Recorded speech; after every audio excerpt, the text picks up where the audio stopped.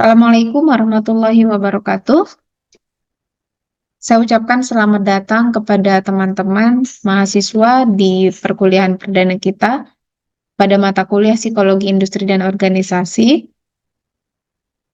Di pertemuan ini kita akan melihat overview dari psikologi industri dan organisasi, bagaimana kita memahaminya melalui konsep dasar dari VIO itu sendiri. Di sini ada sebuah pertanyaan menarik yang saya ambil dari buku Emmett 2010 yang bertanya mengenai wouldn't it be wonderful if all employees love their job so much that they couldn't wait to get to work. Mungkin kita juga akan bertanya-tanya apakah ada karyawan yang benar-benar excited untuk segera berangkat ke kantor maupun ke perusahaan ke organisasi di mana mereka terlibat gitu. And what if staff were so well suited to their role that their performance were outstanding? Nah, jadi inilah dua pertanyaan mendasar dari PIO. Bagaimana adanya interaksi antara manusia dan perusahaan atau organisasi atau industri kita menyebutnya, nah di mana dua elemen ini berinteraksi dan keduanya itu sama-sama mendapatkan benefit atau fulfillment yang sangat outstanding gitu dari adanya interaksi itu, baik terhadap perkembangannya sebagai individu maupun dalam perkembangan sebuah produktivitas sebuah tempat kerja gitu. Jadi PIO ini adalah salah satu cabang ilmu psikologi yang di dalamnya mempelajari perilaku manusia di tempat kerja dan organisasi. Jadi interaksi dua elemen yang saya sudah sebutkan di awal. Nah, understanding workplace productivity factors and issues related to the physical and mental well-being of employees. Jadi bagaimana kita melihat well-being atau kesejahteraan baik secara fisik maupun mental dari seorang karyawan. Kemudian dengan adanya kesejahteraan ini maka muncul produktivitas yang bagus di tempat kerja gitu. Jadi interaksi kedua inilah yang dikaji oleh keilmuan psikologi gitu.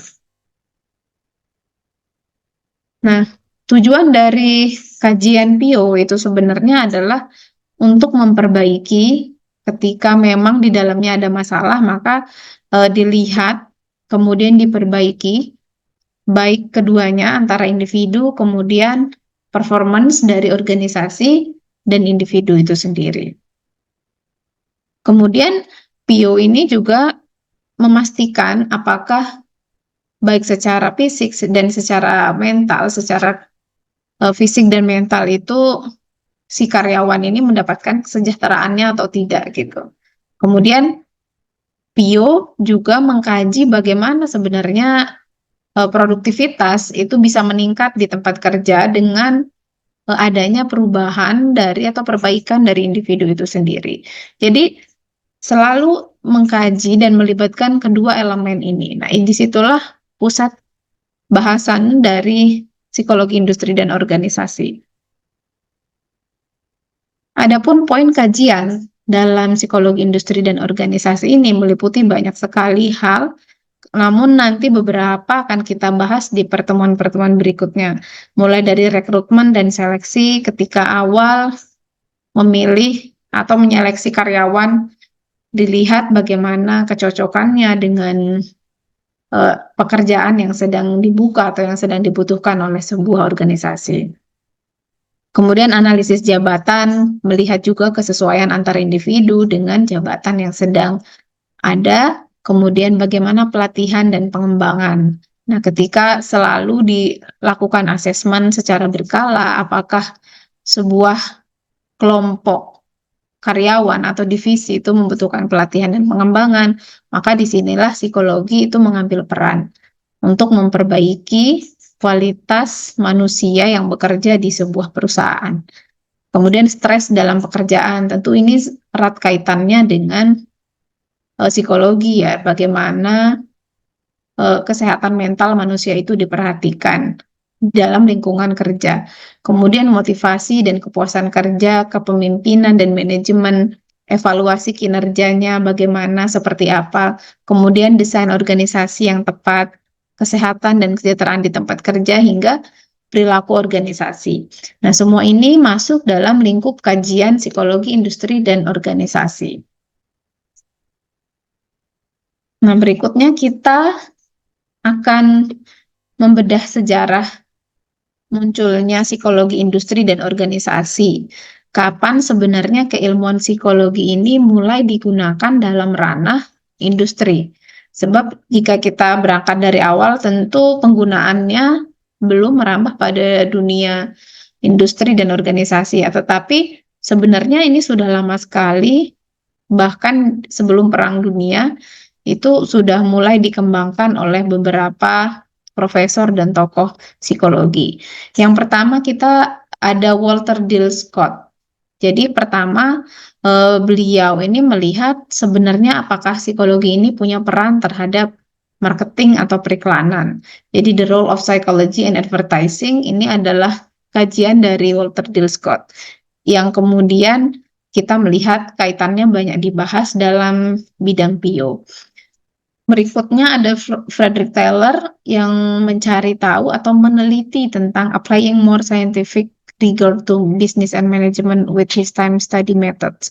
Jadi, seberapa efisien ketika seorang karyawan itu menggunakan jumlah waktu tertentu terhadap pekerjaannya gitu. Jadi, berapa waktu yang dibutuhkan seperti itu. Jadi, Frederick Taylor itu dikenal dengan time and motion study. Kemudian kita mengenal ada Kurt Lewin yang terkenal dengan berbagai macam gaya kepemimpinan yang dikemukakan oleh beliau. Kemudian gaya kepemimpinan ini diterapkan pada berbagai. Kemudian ada juga Gilbert atau biasanya Frank and Lillian Gilbert. Ini adalah pasangan yang menemukan atau dia erat sekali kaitannya dengan bagaimana manajemen dalam untuk memperbaiki efisiensi dalam bekerja itu diciptakan gitu. Jadi sebenarnya kajiannya itu terus terjadi dan terus berkembang, namun belum dinamai atau belum spesifik disebut dalam lingkup industri dan organisasi begitu. Kemudian ada Hugo Munsterberg yang juga dikenal sebagai tokoh yang pertama kali itu menyebutkan secara spesifik bahwa bagaimana psikologi industri dan organisasi itu bisa menciptakan efisiensi gitu di dalam dunia kerja. Nah, setelah Perang Dunia ini ada muncul juga yang erat kaitannya dengan tentara, bagaimana memilihnya, kemudian meningkatkan performansinya dalam bekerja. Nah, ada berbagai macam teori lain juga yang muncul setelahnya, yang menjadi kajian-kajian berikutnya seperti The Hawthorne Effect. The Hawthorne Effect ini mungkin banyak sekali dikaji dalam industri dan organisasi. Jadi bagaimana sebenarnya seseorang itu menjadi lebih waspada gitu ketika dia berada dalam pengawasan gitu. Nah, dalam penelitian yang dikembangkan dan disebut sebagai Hawthorne Effect ini menjadi kajian yang besar sekali di era tersebut. Kemudian ada juga Profesor Douglas McGregor yang kemudian memperkenalkan teori X dan Y, teori kepemimpinan, dikotomi dari dua tipe kepemimpinan yang sangat jauh berbeda ini. Kemudian nanti tipe-tipe kepemimpinan ini mungkin akan kita bahas di pertemuan-pertemuan berikutnya. Tetapi begitulah perjalanan panjang dari sejarah psikologi industri dan organisasi tersebut sehingga terus berkembang hingga saat ini. Dengan adanya berbagai kemudahan maupun penggunaan teknologi dan komputer dalam proses pengerjaan maupun dalam proses di bidang industri dan organisasi. Nah, di sini kita bisa melihat ada berbagai topik atau isu penelitian yang bisa diangkat atau sering dikaji dalam industri dan organisasi. Mungkin nanti teman-teman bisa baca dan pelajari satu persatu. Di sini erat kaitannya dengan interaksi antara manusia di tempat kerja. Nah, berikutnya kombinasi ilmu psikologi dalam bidang industri dan organisasi. Jadi, ketika kita belajar tentang industri dan organisasi, maka sebenarnya kita tidak bisa melihatnya sebagai satu cabang yang berdiri sendiri, tapi industri dan organisasi, penggunaan psikologi di dalamnya, maka ia membutuhkan berbagai interaksi dengan cabang keilmuan psikologi yang lain, seperti psikologi sosial. Tentu di dalamnya ketika kita melihat interaksi antar manusia atau antar karyawan, baik karyawan dengan karyawan maupun dengan atasan, maka di sana ada pengaruh dari interaksi. Maka hal ini tentu kita membahasnya dalam keilmuan psikologi sosial, dalam cabang psikologi sosial. Kemudian ketika kita membahas tentang stres kerja, kemudian kesehatan mental, bagaimana meningkatkan performance dengan mental yang lebih sehat, kemudian dengan kemampuan performance yang lebih tinggi, maka di situ kita akan membahasnya dalam klinis, dari sisi klinisnya gitu. Kemudian ada juga psikologi pendidikan.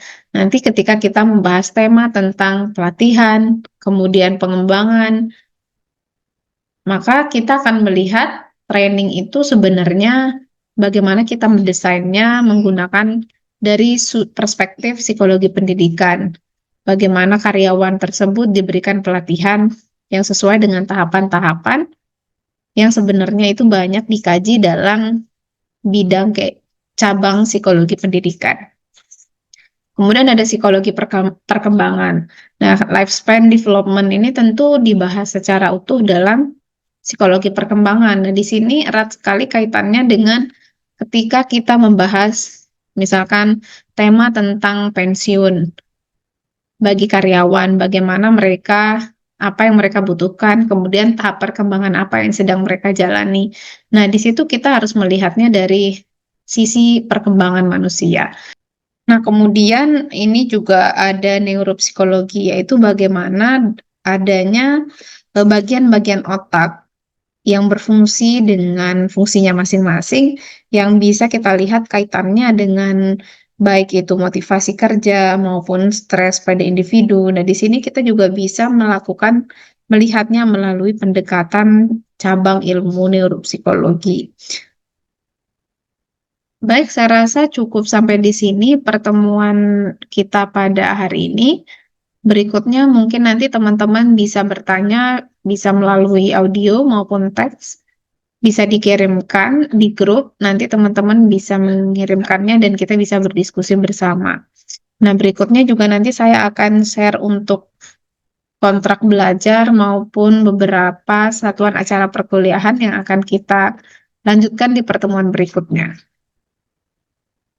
Baik, terima kasih atas perhatiannya. Assalamualaikum warahmatullahi wabarakatuh.